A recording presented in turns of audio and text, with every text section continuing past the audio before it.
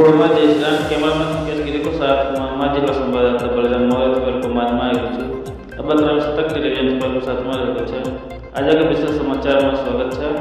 बाँकेको टोलमा पाल्को नम्बर 1 मा रहेको नयाँ बस्तीको नजिकैको जङ्गलमा भीषण आग लागिरहेको छ।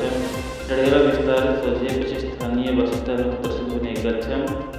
बाँकेको डुडुवा गाउँपालिका नम्बर 1 चिटाई पूर्व स्थित नयाँ बस्तीको ठिक पछाडि रहेको जङ्गलमा आज दिउँसो अचानक आग लागिरहेको छ। आज मिति 2083 साल वैशाख 2 गतेका दिन दिउँसोको लागेको उग्र डढेलो सुक्खा मौसम र तीव्र गतिको हावाका कारण निकै छिटो फैलिएको छ।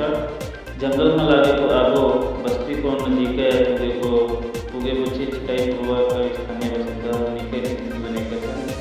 प्राप्त पछिल्लो जानकारी अनुसार स्थानीय युवा सुरक्षाकर्मी र दमकलको सहयोगमा आगोलाई बस्तीमा पस्न नदिन लागि कडा प्रयास गरिएको छ।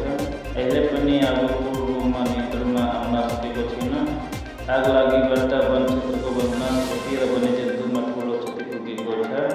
अनुमान गरिएको छ भने बस्तीमा हुन सक्ने थप जोखिमलाई मध्यनजर गर्दै सबैले उच्च सतर्कता अपनाउन प्रशासनले अनुरोध गरेको छ।